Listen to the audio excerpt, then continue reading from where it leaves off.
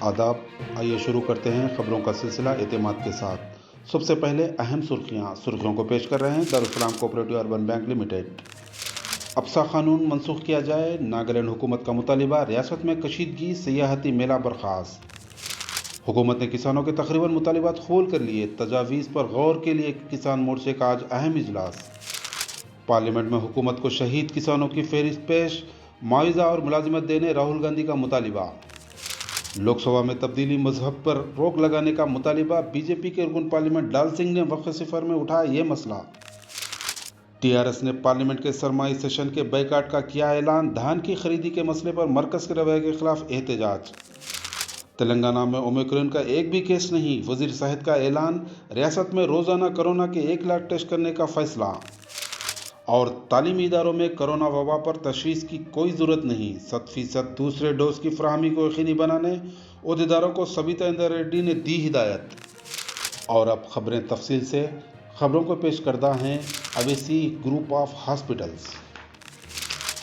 नागालैंड की सूरत हाल अब भी कशीदा लेकिन पुरअमन है, जहां सिक्योरिटी फोर्सेस की फायरिंग में 14 अफराद की हलाकत के बाद एहतजाज और गड़बड़ हुई। रियासती काबीना का एक इजलास हुआ जिसमें मरकज़ को ख़त लिखते हुए अब्सा कानून मनसूख करने का मुतालिबा किया गया। अब्सा कानून के तहत फ़ौज को खुसूसी इख्तियारात हासिल हैं।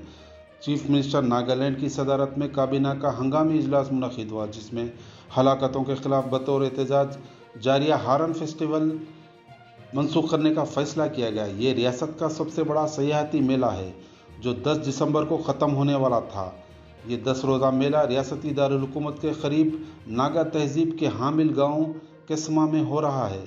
काबीना के इजलास में हलाकतों के बाद की गई कार्रवाइयों के ताल्लुक से ब्रीफिंग दी गई, जिनमें आईजीपी रैंक के ज़ेर क़यादत एसआईटी की तश्कील और महलूकीन के विरसा को रियासत और मरकज़ की हुकूमतों की जानिब से दिया गया एक्स ग्रेशिया भी शामिल है। काबीना ने एसआईटी को हिदायत दी कि वो 1 महीने के अंदर अपनी तहक़ीक़ात मुकम्मिल करे।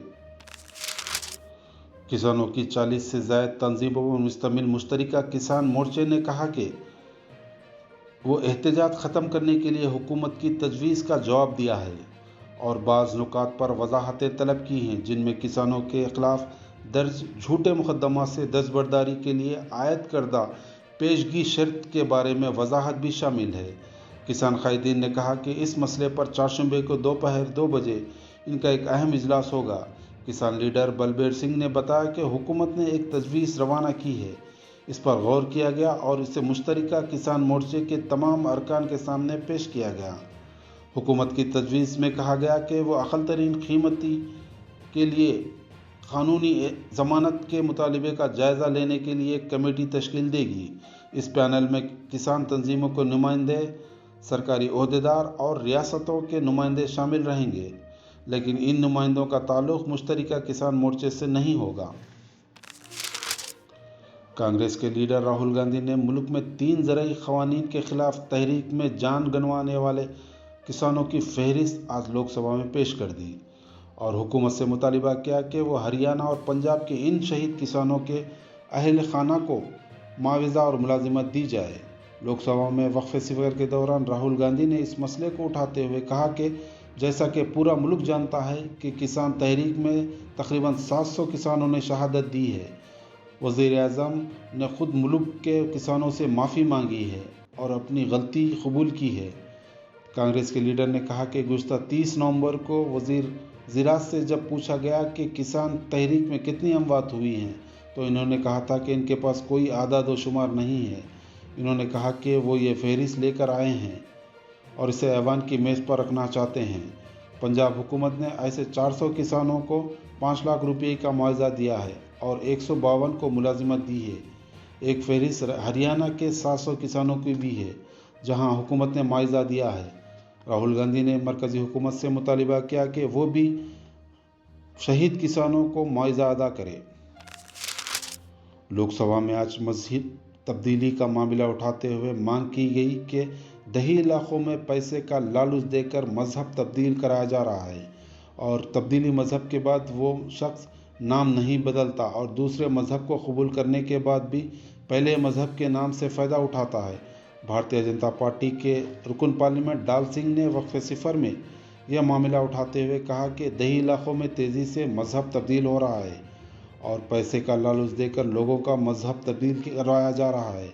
इनका कहना था कि बड़ी तादाद में देही इलाकों में लोग पैसे के लिए मजहब तब्दील कर रहे हैं, इसलिए हुकूमत को इस मामले में मदाखलत करनी चाहिए। मजहब तब्दील कराने वालों को सज़ा दी जानी चाहिए। इन्होंने कहा कि जो लोग मजहब तब्दील करते हैं इनका नाम नहीं बदलता, मजहब बदलने के बाद भी वो पुराने मजहब के नाम पर फ़ायदा उठा रहे हैं, जबकि इन्हें यह फ़ायदा नहीं दिया जाना चाहिए। रुकन पार्लियामेंट बीजेपी ने कहा कि जो सहूलत इन्हें पहले मिलती थी वह सहूलत इन्हें मजहब की तब्दीली के बाद भी मिल रही है। धान की खरीदी और 12 अरकान पार्लियामेंट की मुअत्तली के मसले पर मरकज़ के खिलाफ एहतजाज जारी रखते हुए टीआरएस के अरकान पार्लियामेंट ने दोनों ऐवानों से वॉकआउट कर दिया। पार्लियामेंट के बाहर एहतजाज किया और कहा कि टीआरएस पार्टी पार्लियामेंट के मुकम्मल सेशन का बायकॉट करेगी क्योंकि मरकज़ ने धान की खरीदी के मुतालबे को नज़रअंदाज किया है।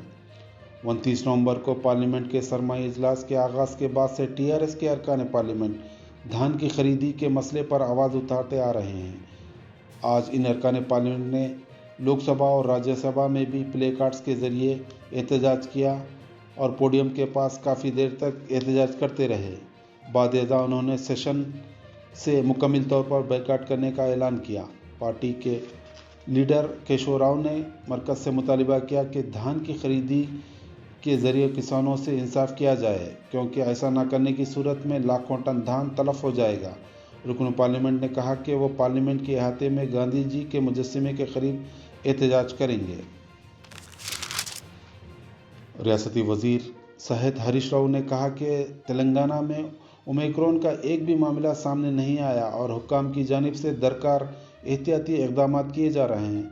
इन्होंने कहा कि चीफ मिनिस्टर चंद्रशेखर राव की हिदायत पर अमल करते हुए कोरोना टीका अंदाजी की मुहिम में इजाफा करने और हर दिन तकरीबन 1 लाख मुआयने करने का फ़ैसला किया गया है। इन्होंने निम्स में मुख्तलिफ़ सहूलतों जैसे MRO लैब, फिजियोथेरापी डिपार्टमेंट, हड्डियों की क़ुव्वत का मुआयना करने वाले मरकज़, सैंपल ट्रांसपोर्ट सिस्टम और वाटर AC ATM का इफ्तिताह किया। इस मौके पर वज़ीर मौसूफ ने तमाम शोबेजात के सदूर से तबादला ख्याल किया। बाद मीडिया से बात करते हुए हरीश राव ने कहा कि असरी इलाज की फराहमी के मकसद से मरीज़ों के लिए कई करोड़ रुपये के तिब्बी आलात लाए गए हैं। इन्होंने कहा कि जिनियाती अमराज का तज्ज़िया करने के लिए लैब खोला गया है। क़ब्ल वज़ीर मौसूफ ने 2.5 करोड़ की लागत से न्यूमाटिक ट्यूब सिस्टम और 40 लाख से न्यूरो इंडोस्कोपी की सहूलत का भी इफ्तिताह किया। इन्होंने कहा कि निम्स में मौजूद 155 ICU बिस्तरों के अलावा 15 जनवरी तक मज़ीद 200 ICU बिस्तर फ्राहम किए जाएंगे। इन्होंने कहा कि हॉस्पिटल में 89 वेंटिलेटर्स हैं, इसके अलावा इजाफी 120 वेंटिलेटर फ्राहम किए जाएंगे। इन्होंने हुक्म से ख्वाहिश की कि 5 रुपये में खाना फ्राहम किया जाए। हरीश राव ने कहा कि निम्स में बिस्तरों के हुसूल के लिए जिद्दोजहद करनी पड़ती थी, ताहम चंद्रशेखर राव हुकूमत ने निम्स को मुस्तहकम करते हुए ज़्यादा से ज़्यादा बिस्तरों की सहूलत फ्राहम की है। वज़ीर तालीम सबिता इंदिरा रेड्डी ने कहा कि तालीमी इदारों में कोरोना की वबा पर किसी किस्म की तशवीश की ज़रूरत नहीं है। रियासत में मौजूदा सूरत हाल परेशान कुन नहीं है। हुकूमत की जानिब से तमाम तरह की एहतियाती इक़दाम किए जा रहे हैं और फ़िलहाल फ़िक्रमंदी की कोई बात नहीं है। इन्होंने स्कूल हॉस्टल्स में 100% दूसरे डोज की फराहमी को यकीनी बनाने अहदेदारों पर जोर दिया। सबिता इंदिरा रेड्डी ने कहा कि कोरोना की सूरत हाल, टीका अंदाजी और ओमिक्रॉन जैसी वबा से परेशान होने की ज़रूरत नहीं है। इन्होंने कहा कि रंगारेड्डी ज़िले के तमाम अफराद बशमूल गैर मुकामी अफराद को टीके दिए गए। दूसरे डोज के खुसूसी मुहिम के तौर पर घर घर पहुँचकर टीका अंदाजी की जा रही है। इन्होंने वाज़ेह किया कि तालीमी इदारों को किसी किस्म की फ़िक्र करने की ज़रूरत नहीं है। सबिता रेड्डी ने कहा कि तलबा, स्टाफ और वालिदैन में 100% टीका अंदाजी के साथ साथ स्कूल में कोविड-19 के असूलों पर अमलावरी को यकीनी बनाया जा रहा है। इन्होंने कहा कि सोशल मीडिया पर कोरोना के केसेस और नई शिकल के बारे में झूठी इत्तलात फराहम की जा रही हैं। इन्होंने कहा कि कहीं कहीं कोरोना के मामला दर्ज किए जा रहे हैं। لیکن حالت تشویشناک نہیں ہے۔ اسکول کا اسٹاف، والدین لازمی طور پر کورونا کا دوسرا ڈوز لے لیں۔ حیدرآباد کے مضافات میں واقع میڈپلی پولیس اسٹیشن کے سب انسپکٹر یادگری کو اینٹی کرپشن بیورو کے عہدیداروں نے اس وقت گرفتار کر لیا جب وہ ایک شخص سے 10,000 روپے کی رشوت قبول کر رہے تھے۔ یادگری نے پرشانت سے رشوت طلب کی تھی، جو ایک طالب علم ہے۔ پولیس اسٹیشن میں 1 دسمبر 2011 کو درج حادثے کے ایک مقدمے کے سلسلے میں تحقیقات میں تعاون کرنے سب انسپکٹر نے یہ رشوت کی رقم طلب کی تھی۔ ACB کے عہدیداروں نے سب انسپکٹر کے پاس سے رشوت کی رقم برآمد کرتے ہوئے اسے اسپیشل کورٹ فار ACB کے سامنے پیش کیا، جہاں عدالت نے اسے عدالتی تحویل میں دے دیا۔ یہ تھی اعتماد کی خبریں۔ مزید خبروں کے لیے اعتماد کی ویب سائٹ ملاحظہ کی جا سکتی ہے۔ ملک و دنیا بھر کی تازہ ترین خبروں کے لیے اعتماد کے YouTube چینل کو سبسکرائب کرنا نہ بھولیں اور بیل بٹن دبانے کے علاوہ شیئر کریں۔